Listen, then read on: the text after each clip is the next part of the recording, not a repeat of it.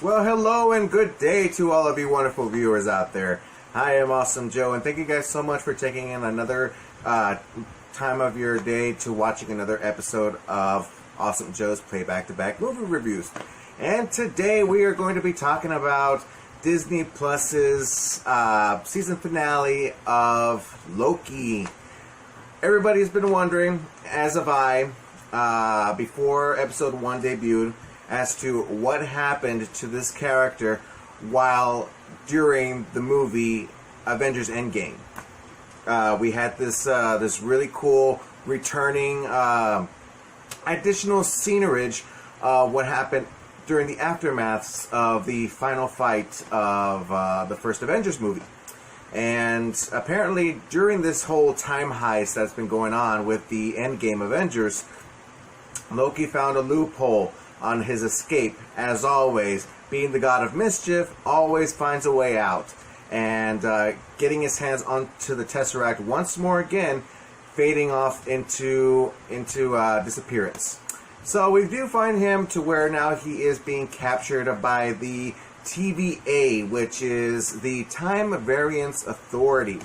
And to be honest with you, when they announced that they were doing this whole Loki TV show, I was kind of assuming we were going to be looking at this at a villain perspective. But most likely, it seems as though they went ahead and made some certain changes to this character, even though that we've gotten to where he was from the original Loki that we knew from the last three Marvel phases, that he starts off as a bad guy and starts, you know, fading into becoming more of the good guy and becoming the good brother to his brother Thor, and then of course gets killed off in Infinity War by the big mad Titan Thanos, and so I kind of figured that they would probably, you know, give us more of a percentage of more of his villainy rather than having him being bad turning good. So. But they did that again once more in this. Instead of him being the villain of being the star of his own TV show, they went ahead and made him the hero. And I don't know, it kind of threw me off because there's when they brought out the trailers to market this, there were some visualizations that I saw that really got me at the edge of my seat, that really made me feel like, yes, this is Loki. This is what I want to see. This is what I really want to see, more of his villainy going on. So I don't want him to be turning good anymore. I want him to be the bad guy. But apparently not. Okay, so they're doing something else here. Apparently they have a story. And according to Kevin Feige, he had went ahead and announced that this is the TV show that is going to set up the next Marvel Phase 4. Even though we got WandaVision, which is absolutely amazing, then we got Captain America. Well, now it is Captain America, but back then it's Falcon and the Winter Soldier, and then we got the theatrical debut finally of Black Widow. But this is the one that's really going to set things up, giving us more of the enlightenment as to what Marvel has in store for us. And most likely, this is what they did. and I was pretty surprised. In the beginning, I was really antsy about as to what this show was all about, what it was trying to say, what it was telling us, where it was leading to. It was kind of overwhelming for me, and I really didn't want to be overwhelmed because I love TV shows and movies that deal with time travel story arcs. So I was really hoping for this to make a lot of sense, connecting two and two together, making everything connect to where the story made a lot of sense and processing forward. Well, within time, yes, because throughout each and every single episode, pieces begin to come together, but also more questions tend to collide. So that's what they were working on here. We do get the character Mobius, that's played by Owen Wilson.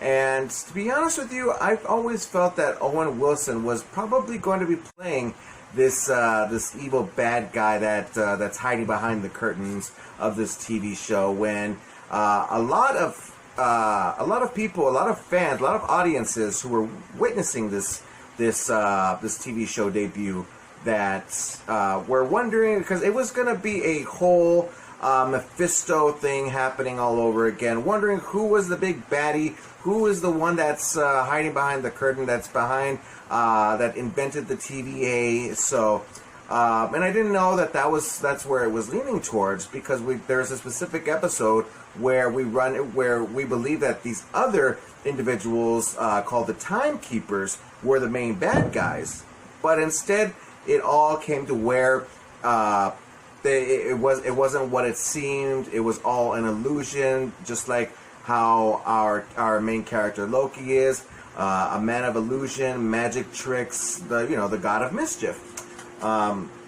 So now we were in that process now of going on this little journey of theirs, trying to figure out who is the person that is involved in the person that is responsible for the death of many and the stealing of all these what they call variants.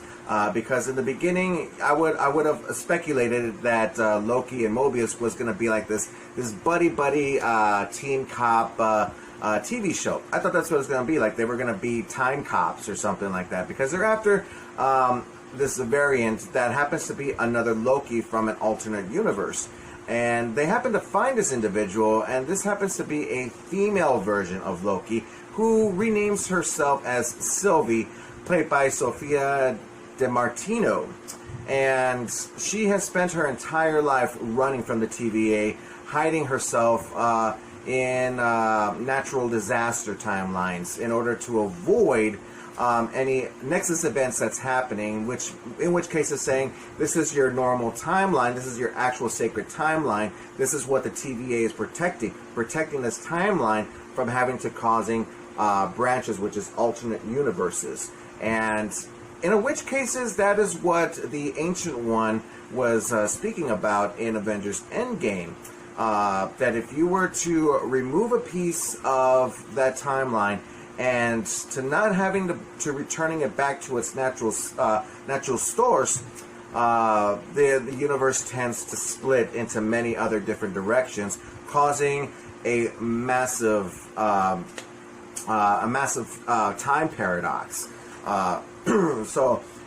So that's what the story was with Avengers Endgame. But now with having to involving Loki and the TVA, and then what's going on with the man behind the curtain, it really was a big, huge mind blower. I mean, to be honest with you, if you guys haven't seen Loki, you guys must not be true Marvel fans, because I'm a Marvel fan. I love watching anything superhero related, regardless if it's Marvel, DC, or anything else within that superhero genre.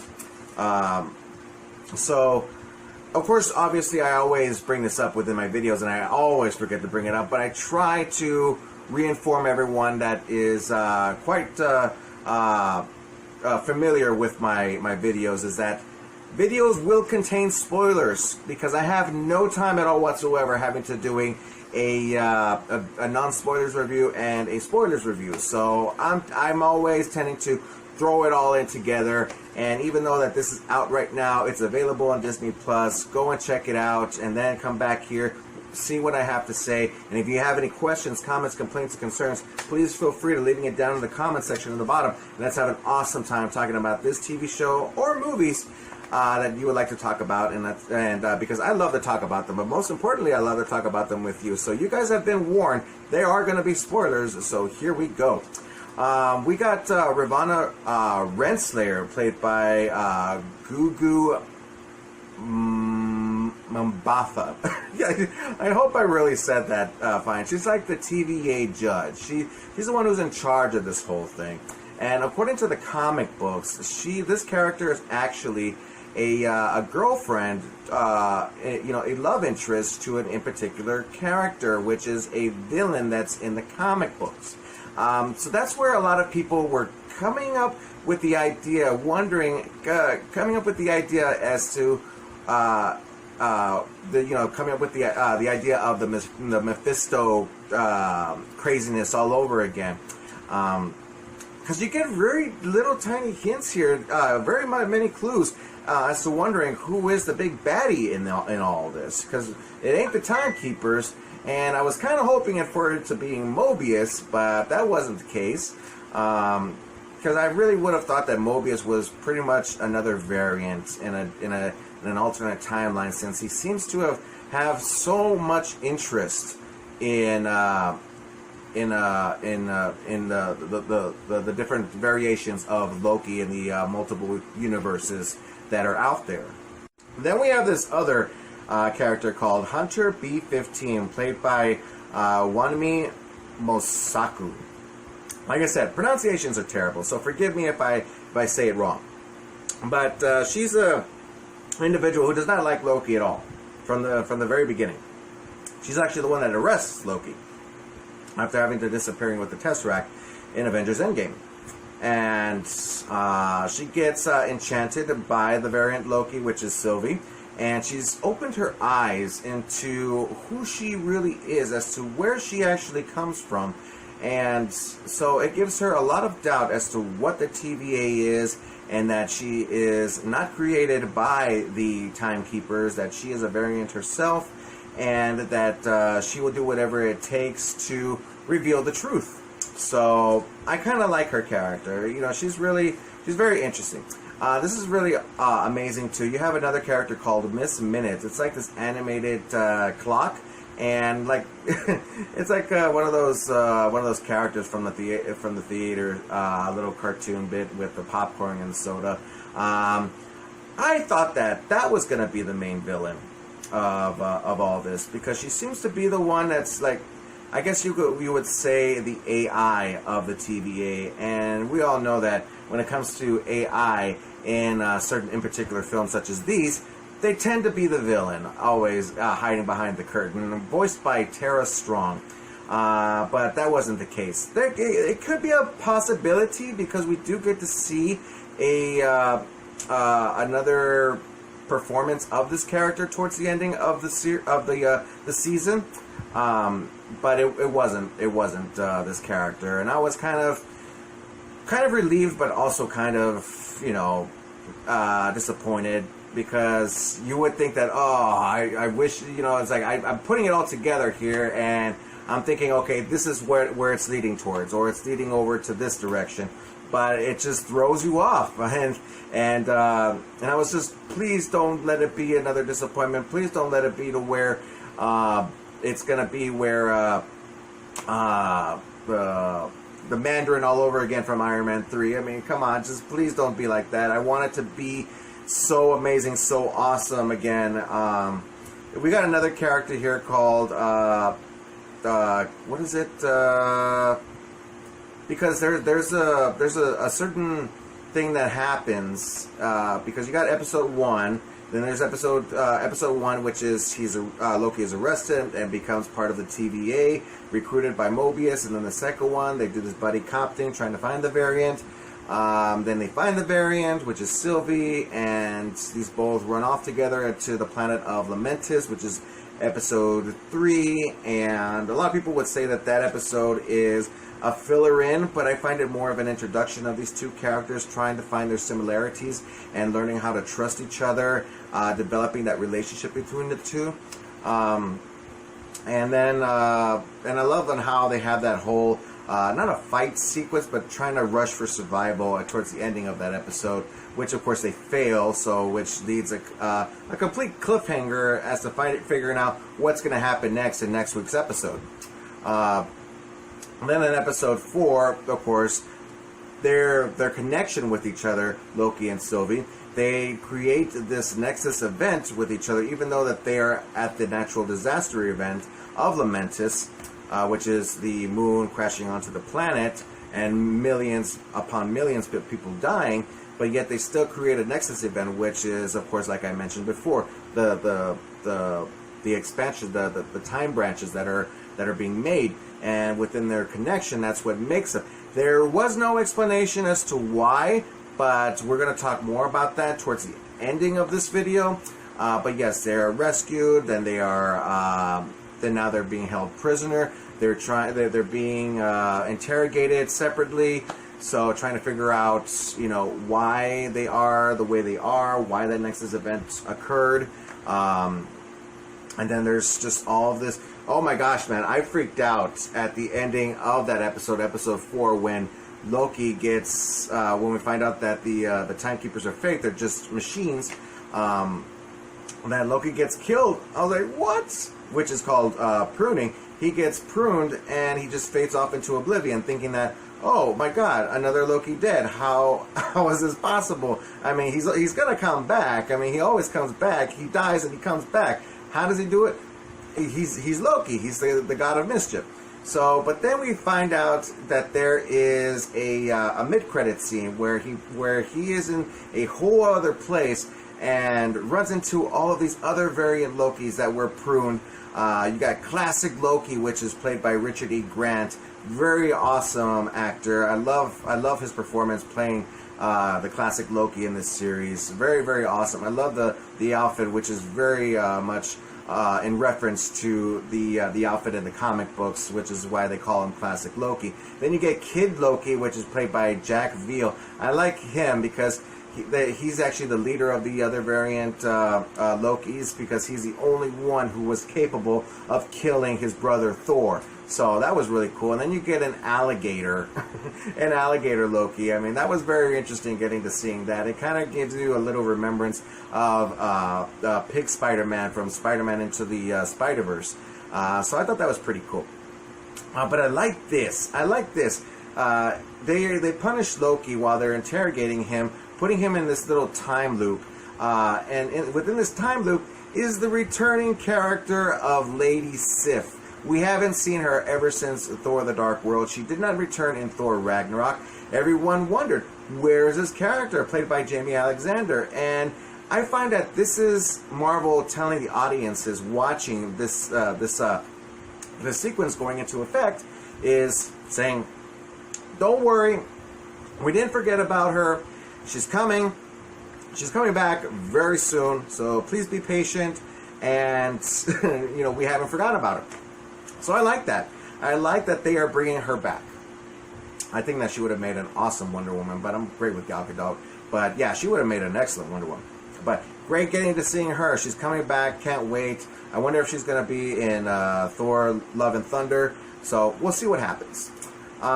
So these episodes are very, very interesting because in the 5th episode you get all these individuals, because Sylvie actually prunes herself, goes into that same alternative dimension, which is the end of time, where everything is pruned. They're not faded off into oblivion, but they're put in this into this other worldly dimension where they have to fight for their lives against this gigantic smoke being called the Alioth.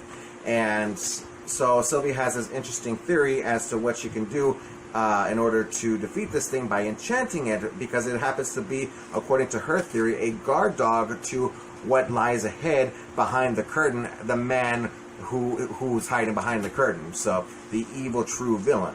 In which cases, that's what they do. Mobius got pruned as well, so I was kind of freaked out about him getting killed off, but of course, no, he did not, and he finds his way back to the TVA towards the ending of that episode by having one of the temp pads that Sylvie took away from Ravonna Renslayer.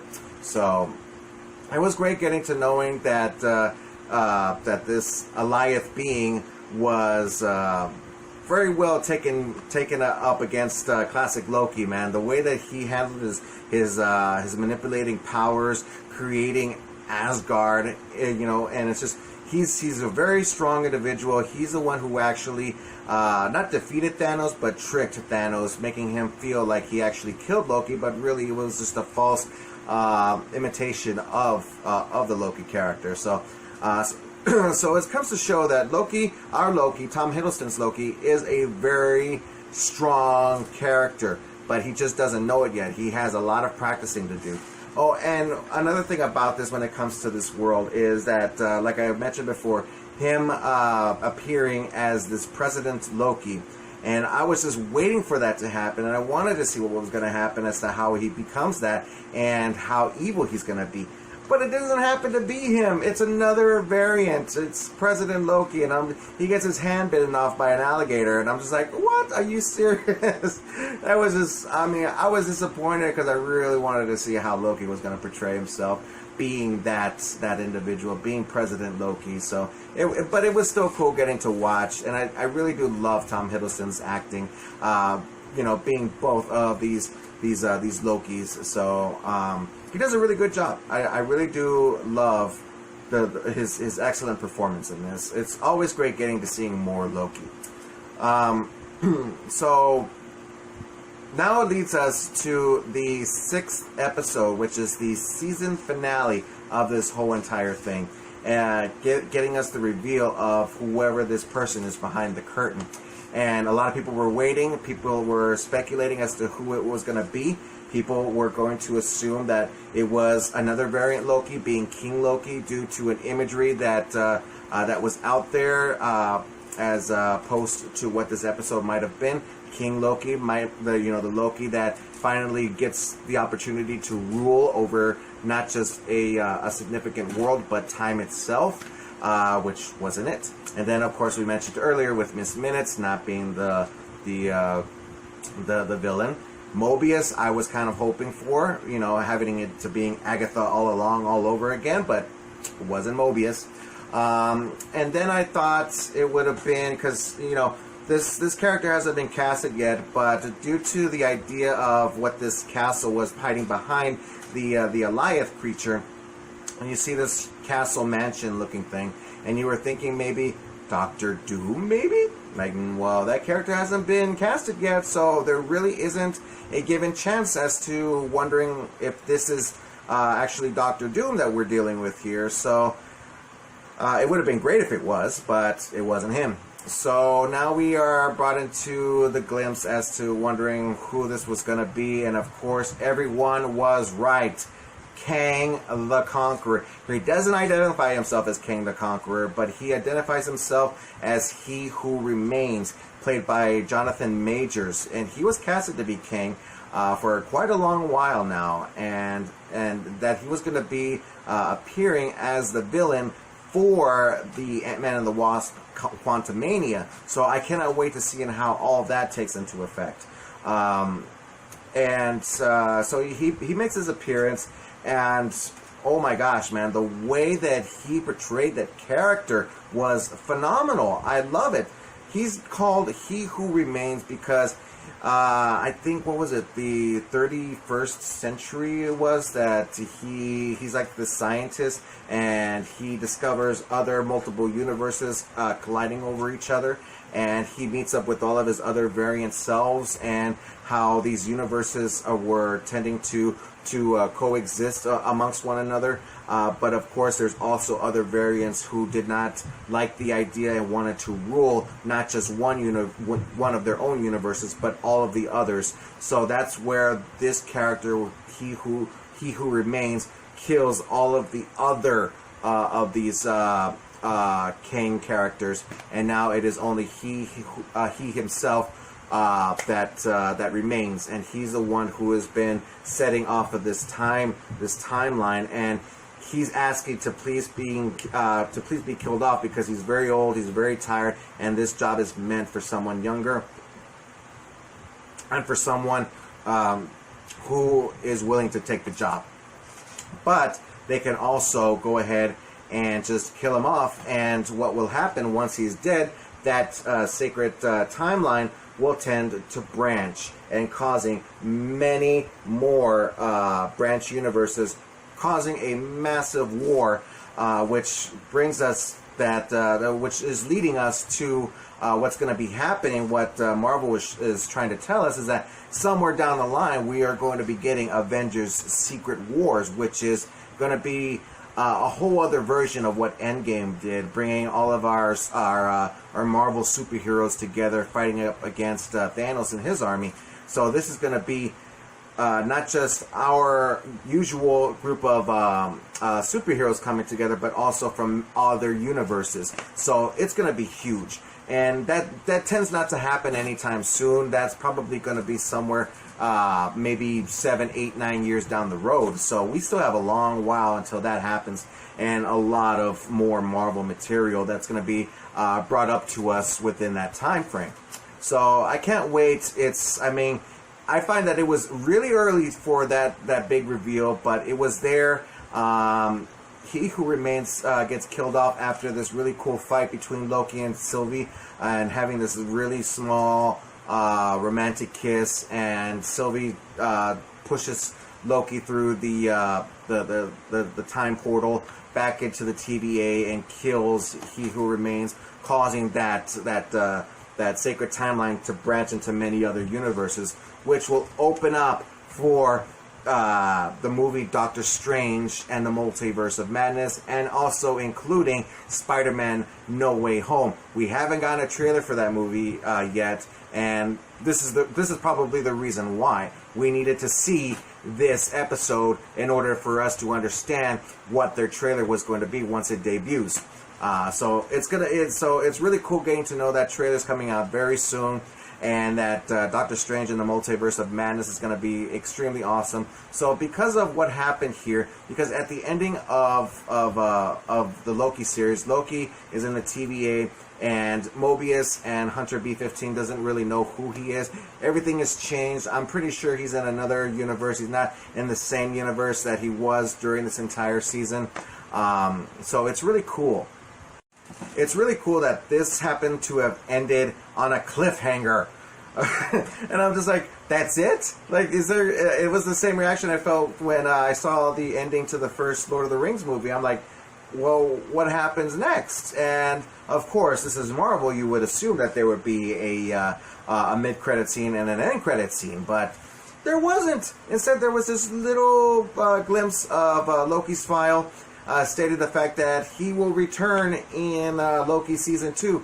As to when that will happen, I don't know, but I hope it's soon, because you can't just leave us on a cliffhanger like that for a long period of time. We have to know what's going to happen next. So I'm really excited, and I cannot wait to see what Season 2 is going to have in store for us. If anything, I'm hoping that it would be like The Mandalorian, exactly a year later, and not having to waiting 2-3 years later. Quite normally what happens with Marvel sequels. So I'm really hoping that something happens soon, because you got us at the edge of our seats. Marvel, you did it again. You know, I love WandaVision, and Loki happens to be second in line, and yeah, sure, Falcon and Winter Soldier. But anyways, you guys, I mean, that's actually my take on Loki Season 1. What did you guys think? Did you guys check it out on Disney+? If so, if you have any questions, comments, complaints, or concerns, please feel free to leave it down in the comment section on the bottom. Let's have an awesome time talking about this series or movies. You know, anytime that you would like, because I love to talk about them, but more importantly, I love to talk about them with you. And don't forget that you can check out some more of my videos on Facebook and on YouTube. Just look me up at Awesome Joe Movie Reviews. Don't forget to click on the like and subscribe button there, you guys. I really do appreciate everybody having to supporting my channel. It's a really huge personal hobby of mine, and I am very honored to having to sharing it amongst all of you wonderful viewers. So I'm Awesome Joe, everybody. Keep on living the dream, and as always, stay awesome. Thanks you guys once more again, and stay tuned for in the next couple of days for the Space Jam: A New Legacy movie review. So I hope that you guys are excited. I can't wait to do it and show it amongst all of you wonderful viewers. So thanks once more again, and I'll see you guys in the next video. Bye.